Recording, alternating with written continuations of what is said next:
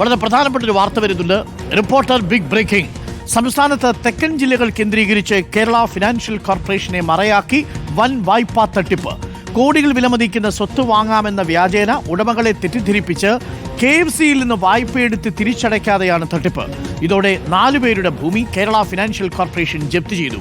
കൊട്ടാരക്കര കേന്ദ്രീകരിച്ച് പ്രവർത്തിക്കുന്ന കരാർ കമ്പനി RMSന്റെ ഉടമകളായ ബൈജു, ശ്രീകുമാർ എന്നിവരുടെ നേതൃത്വത്തിലാണ് ഭൂ ഉടമകളെ പറ്റിച്ചത്. മുഖ്യമന്ത്രിക്കും ധനമന്ത്രിക്കും റൂറൽ SP-ക്കും അടക്കം പരാതി നൽകിയിട്ടും ഇതുവരെ ഒരു FIR പോലും രജിസ്റ്റർ ചെയ്തിട്ടില്ല. ആത്മഹത്യയുടെ വക്കിലാണ് തങ്ങളെന്ന് തട്ടിപ്പിനിരയായവർ റിപ്പോർട്ടറിനോട് പറഞ്ഞു. Reporter SIT investigation.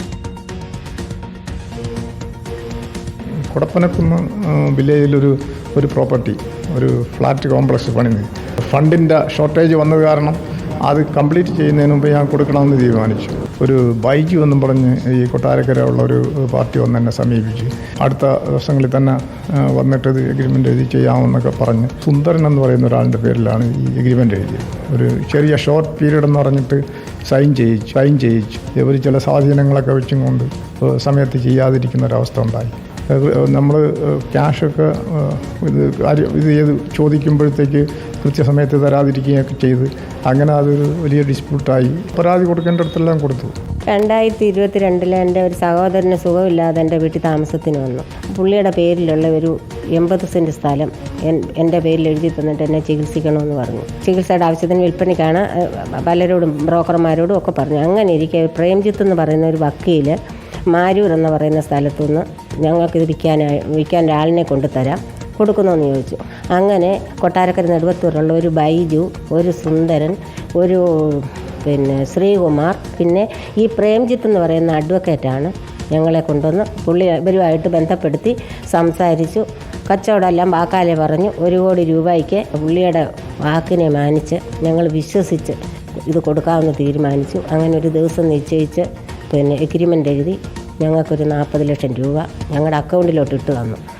അന്ന് മുതൽ ഈ എഗ്രിമെൻ്റ് എഴുതിയ ആളിനോട് പൈസ ചോദിച്ചുകൊണ്ടിരിക്കുന്നത്. അപ്പോൾ ആൾ പറഞ്ഞു, നിങ്ങൾക്ക് പൈസ തരണമെങ്കിൽ നിങ്ങൾ KFC വന്ന് നിങ്ങൾ ഒരു ഒപ്പിട്ട് തരണം, അവിടുന്ന് പൈസ വാങ്ങിച്ചെങ്കിൽ, അല്ലാതെ ഞങ്ങൾക്ക് തരാൻ പറ്റത്തില്ല. അങ്ങനെ 3 മാസം കഴിഞ്ഞണൊക്കെയും ഒരു പ്രമാണം എഴുതുന്നില്ല, ഞങ്ങൾക്ക് വസ്തുവും തന്നില്ല. KFCന്ന് ഇപ്പോൾ ഞങ്ങൾക്ക് 4 നോട്ടീസ് വന്ന് ജപ്തിയുടെ നടപടിയായിട്ടുണ്ട്. TV പ്രസാദിന്റെ കൂടുതൽ വിവരങ്ങളുമായി. TV പ്രസാദ്, ഇത് എങ്ങനെയാണ് ഈ തട്ടിപ്പ് നടക്കുന്നത്? KFCയെ മറയാക്കിയാണ് തട്ടിപ്പ് നടക്കുന്നത്. ഇപ്പോൾ ഏറ്റവും ഒടുവിൽ അമ്മ വിശദീകരിച്ചത് അവരുടെ 80 സെന്റ് എഴുതാൻ വേണ്ടിയിട്ട് അവർ തീരുമാനിക്കുന്നു. അതിൻ്റെ ഒരു എഗ്രിമെന്റ് ചെയ്തു. അതിനെ തുടർന്ന് 40 ലക്ഷം രൂപ എടുത്തു. ഇതിനുശേഷം എന്താണ് സംഭവിച്ചത്? ഇതെങ്ങനെയാണ് ഈ തട്ടിപ്പ് നടത്തുന്നത് ഈ ബൈജുവും സംഘവും? TV പ്രസാദ്. അരുൺ, ഒരു ഞെട്ടിക്കുന്ന സംഭവമാണ് യഥാർത്ഥത്തിൽ. അതായത് നമ്മൾ സാധാരണ കേട്ടുകേൾവിയില്ലാത്ത തരത്തിലുള്ള ഒരു തട്ടിപ്പാണ്. ആ തട്ടിപ്പിന് നേതൃത്വം നൽകുന്നത് അരുൺ വലിയ കോൺട്രാക്റ്റ് നടത്തുന്ന വലിയ കോൺട്രാക്ടർമാരായ ആ കൊട്ടാരക്കര കേന്ദ്രീകരിച്ചുള്ള ബൈജു, ശ്രീകുമാർ, 2 പേരും അളിയന്മാരാണ്. പിന്നീട് സുന്ദരൻ, രാജൻ, ഇവരുടെ സഹോദരി ശാലിനി, ഇവർ കുടുംബം ചേർന്ന് നടക്കുന്ന വലിയ ഒരു മാഫിയ എന്ന രീതിയിലുള്ള ഒരു തട്ടിപ്പാണ് അരുൺ. ആ KFCയിലെ ഉദ്യോഗസ്ഥർക്ക് ഇതിൽ പങ്കുണ്ട് എന്ന് നമുക്ക് ഈ ഘട്ടത്തിലൊന്നും പറയാൻ കഴിയില്ല. ആ ഒരു രീതിയിലേക്ക് കാര്യങ്ങൾ വരുന്നുമില്ല. കാരണം 2-3 വർഷത്തോളം ഇവർ കോൺട്രാക്ടർമാരായതുകൊണ്ട് തന്നെ ഇവർക്ക് KFCയിൽ നിന്ന് വായ്പ കിട്ടും. ആ വായ്പ കിട്ടണമെങ്കിൽ അതിന് ഈട് വയ്ക്കണം.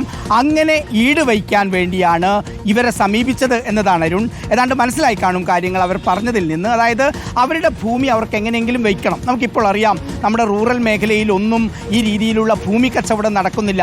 അപ്പോൾ ആരെങ്കിലും വന്നു കഴിഞ്ഞാൽ വളരെ പെട്ടെന്ന് കൊടുക്കുക എന്ന ഉദ്ദേശത്തോടു കൂടിയാണ് പലരും നിൽക്കുന്നത്. ഇവരുടെ അടുത്തേക്ക്, അതായത് 4 ഭൂവുടമകളുടെ കാര്യമാണ് ഇപ്പോൾ നമ്മൾ അറിഞ്ഞത്. ഇവരുടെ അടുത്തേക്ക് ഈ ബൈജു, ശ്രീകുമാർ, ഇവരുടെ നേതൃത്വത്തിലുള്ള സംഘം എത്തുന്നു. ഭൂമി വാങ്ങാം എന്ന് പറയുന്നു. അങ്ങനെ വളരെ പെട്ടെന്ന് 25%, 30% അതിന് അഡ്വാൻസും കൊടുക്കുന്നു. പെട്ടെന്ന് പണം വേണമെങ്കിൽ KFCയിൽ വന്ന് ഒരു സൈൻ ചെയ്ത് തരണം, അവിടുന്നാണ് നമുക്ക് വായ്പ എന്ന് പറഞ്ഞ് അവിടുന്ന് കൊളാക്ടറൽ ലോൺ എടുക്കുകയാണ് അരുൺ. അതായത് കോൺട്രാക്ടർമാരുടെ വായ്പയ്ക്ക് വേണ്ടി കേരള ഫിനാൻഷ്യൽ കോർപ്പറേഷൻ ലോൺ കൊടുക്കും. ആ ലോണിലേക്കുള്ള ഈടായിട്ട് ഈ പറയുന്ന ആളുകൾ, അത് ശ്രീകുമാർ ആയാലും ബൈജു ആയാലും ശാലിനി ആയാലും സുന്ദരനായാലും, ഇവരെല്ലാവരും മൂല്യം കുറവുള്ള വസ്തു ഈടായി വെക്കുകയും ഈ പറയുന്ന ആളുകൾ, നേരത്തെ സംസാരിച്ച താജുദ്ദീനെ പോലെയും വിജയലക്ഷ്മിയെ പോലെയും ഉള്ള ആളുകൾ അവരുടെ സർവവുമാണ് ഇവർക്ക് ഈ പറയുന്ന രീതിയിൽ എഴുതി കൊടുക്കുന്നത്. ചുരുക്കത്തിൽ അഡ്വാൻസ് വാങ്ങി ആ ഭൂമി വാങ്ങാമെന്ന പേരിൽ പണം കിട്ടണമെങ്കിൽ KFCയിൽ ഒപ്പിടണം എന്ന് പറയുന്നതോടുകൂടി ഇവരുടെ കോടികളുടെ വായ്പകളിലാണ് ഇവർ ഒപ്പിടുന്നത്. അതിൻ്റെ ഈടായിട്ടാണ് തങ്ങളുടെ ഭൂമി വെച്ചത് എന്ന കാര്യം അവർ അറിയുന്നില്ല. അരുൺ, ഏറ്റവും അവസാനം 3 വർഷത്തിനിപ്പുറം ഈ 4 കുടുംബങ്ങൾക്കും ജപ്തി നോട്ടീസ് വന്നിരിക്കുകയാണ്. കേരള ഫിനാൻഷ്യൽ കോർപ്പറേഷൻ പത്രത്തിൽ പരസ്യം കൊടുക്കുകയും ചെയ്തു. എങ്ങനെ ഇങ്ങനെ സാധിക്കുന്നു എന്ന് ചോദിച്ചാൽ വലിയ രാഷ്ട്രീയ സ്വാധീനമുണ്ട്. അരുൺ, കൊട്ടാരക്കരയിലെ മുൻ CPIM-ന്റെ ലോക്കൽ കമ്മിറ്റി അംഗമാണ് ഈ ശ്രീകുമാർ. അവിടുത്തെ മുൻ ജനപ്രതിനിധിയാണ് ഈ ശ്രീകുമാർ. CPM-ൽ മാത്രമല്ല ഇതര രാഷ്ട്രീയ കക്ഷികളിലും ബന്ധമുണ്ട്, നല്ല ബന്ധമുണ്ടെന്നാണ് അറിയാൻ കഴിയുന്നത്. പരാതി കൊടുത്തിട്ട് നടപടി ഉണ്ടാകുന്നില്ല എന്നുള്ളതാണ് ഇതിലെ ഗുരുതരമായ കാര്യം. മുഖ്യമന്ത്രിക്ക് പലതവണ പരാതി കൊടുത്തു. ധനമന്ത്രി KN ബാലഗോപാലിൻ്റെ നാട്ടുകാർ കൂടിയാണ് ഇവർ. ബാലഗോപാലിനെയും കണ്ടു, മന്ത്രി ഗണേഷ് കുമാറിനെ കണ്ടതായി പറയുന്നു, മറ്റ് MLA-മാരെ കണ്ടതായി പറയുന്നു.